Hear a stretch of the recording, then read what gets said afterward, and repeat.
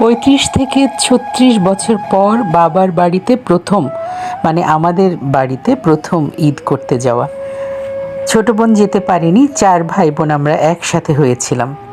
একদিকে ঈদের আনন্দ ছিল, আর একদিকে ছোট ভাইয়ের বাচ্চার আকিকা ছিল, আবার বাবার মৃত্যুবার্ষিকী ছিল। সব মিলিয়ে হাসি, আনন্দ, কান্না সব মিলিয়ে আমাদের 3-4 দিনের খুব টান অনুষ্ঠান চলছিল।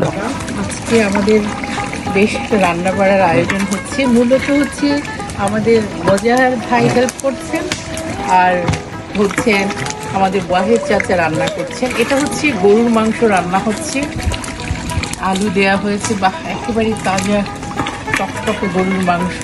ঢাকায় তো আমরা দেখছি বাজার থেকে নিয়ে আসি, ভেজাল থাকলেও থাকতে পারে গরুতে, কিন্তু আমাদের এই গরু দেশি গরুর মাংস ভেজাল